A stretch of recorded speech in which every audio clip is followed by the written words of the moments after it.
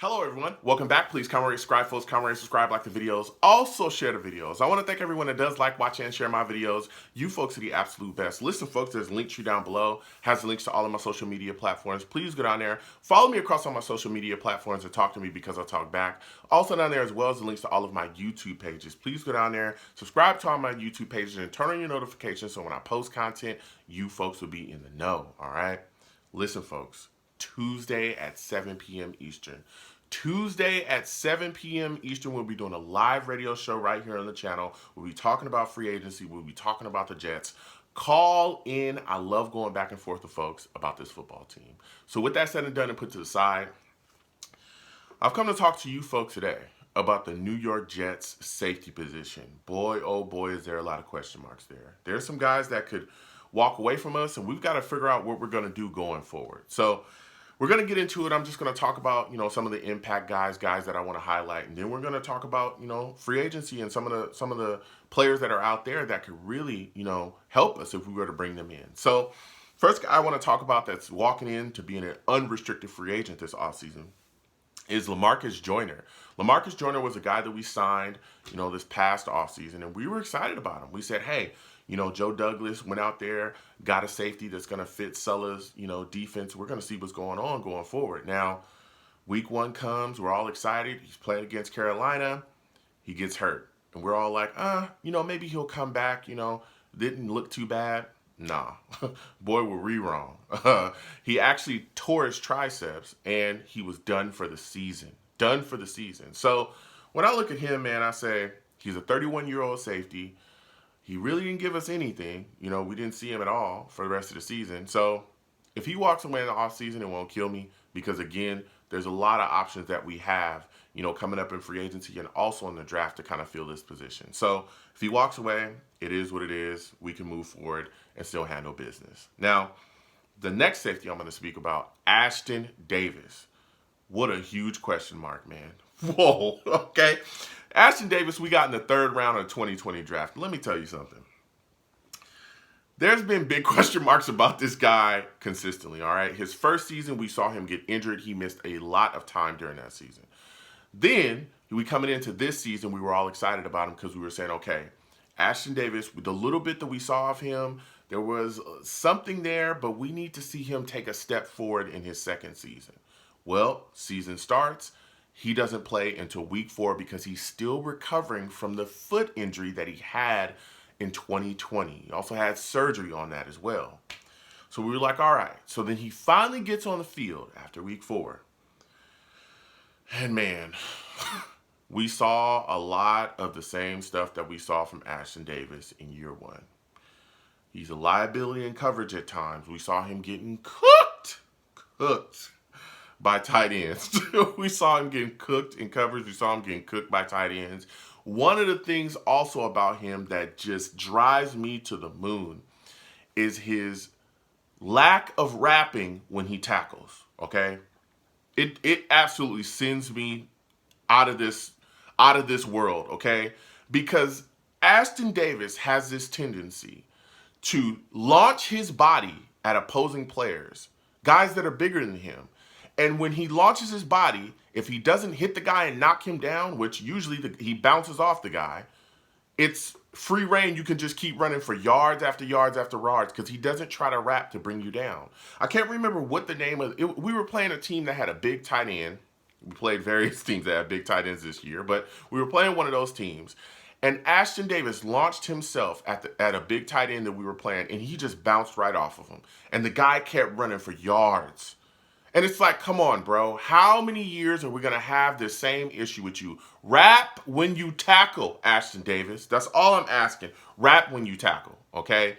Now, going forward with Ashton Davis, because again, we just drafted him. He's going to be here for quite some time. He's got to clean up the issues in coverage up, which I'm hoping, again, he's going into this offseason healthy. So I'm hoping that will also, continue to get the mojo flowing with him too. He's going to be with Sulla again for second year within the system. Sulla is known for kind of rehabilitating guys, getting the best out of guys. Him and his coaching staff known for doing that. So I'm hoping that Ashton Davis, again, going into this offseason healthy, getting another year with Sulla, that he can really improve. He did have some flashes. He had 2 interceptions this season, especially, the ones against the Dolphins. Phenomenal. It was good plays, but we just need to see more out of him. We need him to step up in certain areas, especially when you're looking at so many question marks within our safety position. If he can step up, that will help us immensely. Immensely, okay? Come on, Ashton Davis. I'm pulling for you, bruh. So now the last guy, which is a huge question mark here, Marcus Maye. Boy, oh boy, has this been a wild ride with Marcus Maye, okay? Listen, Marcus Maye comes into this season. We tried to get a deal done with him in the offseason coming into this, this past season, and things just didn't work out, okay? Joe Douglas ends up franchise tagging him, and boy, did that cause a stir, okay? He went off about it. He didn't like it. He said things publicly. His agent completely lost it on social media, had a lot to say about the team, had a lot to say about Joe Douglas. You disrespected Marcus Maye. He's a team leader. The Jets never find out ways to keep their guys. All that stuff was said publicly. It was crazy, okay? Then you go into the season.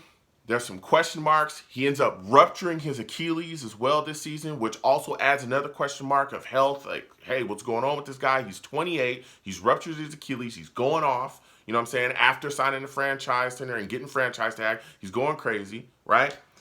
Then we get the DUI that he has. Now, this DUI is an old DUI, but it pops up during the season because apparently it was never reported to the NFL when it happened. And apparently it also wasn't reported to the Jets because it seemed like the Jets didn't know anything either. So you look at a guy that's going to be an unrestricted free agent this year. He's coming off of a ruptured Achilles tendon. He's 28. You also got to worry about the type of money that he's looking for. Again, from negotiations this past offseason, it looked like him and the Jets were way far apart. That's why they ended up franchise tagging him. And then with the DUI, you start to worry about character questions. Because if you're doing stuff like that before we pay you and give you money and make you a guy that's going to be around for quite a bit of time, what will you do after we give you the money, Marcus? Because you got this, and again, apparently the Jets knew nothing about it. That's not good. So, look, I like Marcus Maye. I think he's a phenomenal safety. I think I was one of the guys that, said he was better than Jamal Adams when Jamal Adams was here. And, as we see, Jamal Adams hasn't been very good since he left here. He's a great safety in coverage. He's very versatile. I would like to see the New York Jets bring him back. But let me tell you something. If Marcus Maye is asking for, according to reports, he was asking for $17, $18 million a season, I could see us absolutely moving on from him. I don't want to break the bank for Marcus Maye. I don't. I want to sign him to a deal that works for us and work for the team, but I'm not going to blow, a whole bunch of money on Marcus Maye. But I want to keep him. I truly want to keep Marcus Maye. But if he's asking for crazy numbers to stay here, I can see the New York Jets moving on from him, and I wouldn't have an issue with it. So when you look at what can happen, the landscape of this safety position here, that brings a lot of questions. If you have Marcus Maye walk away, if you have, no real answer there at safety, there's some guys in free agency that could really help us. Now, one of them, and again, he's ringing off around the Jets fan base, it's Marcus Williams, okay? Marcus Williams from the Saints. This guy is 26, and he is a ball hawk. He's a phenomenal safety. The Saints are having extreme cap issues. It's pretty much a far-gone conclusion that he is going to be in the free agency market. Again, the tags are going to start flying pretty soon. So as of this point, I don't believe he's been franchise tagged. So he's a guy that we could look at bringing in. Now, again, $16 million could be the answer for this guy. That's according to reports, is what he possibly will want. So we'll see. But he's a guy that we should target. Another guy we could target is Quadre Diggs from the Seahawks. This dude gets interceptions, bruh. I think he had 5 interceptions this year. He was near the top of the league in interceptions as a safety, right? For safeties. He's one of the top safeties in interceptions. So, and he's gotten, for the last 3 years, he's been definitely a guy that's, getting after the ball and tracking it down and getting turnovers. That's going to be huge for us because our defense needs turnovers. So Quadre may be a guy that we target as well because he's a guy that can get back there and really handle business as a free safety. Jordan Whitehead as well from the Bucs. Now, that's a solid, strong safety, a guy that we can utilize too. If you're not sure about Ashton Davis, maybe you take Whitehead if he hits the market too. Another guy in free agency that we can look at, and a lot of Jets fans are screaming about him, Tyrann Mathieu. I just don't think that Tyrann Mathieu is going to come here. I truly don't. Tyrann is that, another stage in his career where I think he's looking to get another ring and trying to, find his way. So he's looking to get a ring and do his thing.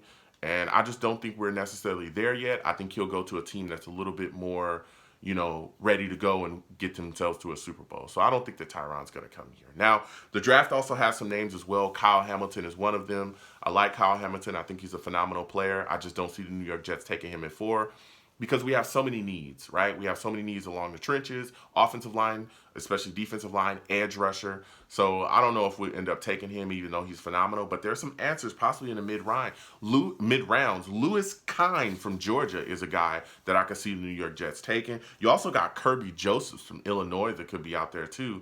And let me tell you, Jaquan Berkster is a guy that is really turning a lot of heads. He's from Penn. He's turning a lot of heads at the combine right now. So he's a guy that we could possibly look to target too. So there's some answers there. But man, this is going to be a wild ride here for the New York Jets position at safety. So comment down below. Let me know what you folks think. What are your thoughts about this situation? What are your thoughts about Marcus Maye? Would you re-sign him? How are you feeling about the Jet safety position? Do you think that Ashton Davis will step up? How much faith do you have in him? Comment down below. I want to go back and forth with you folks. You folks have a good one. Peace.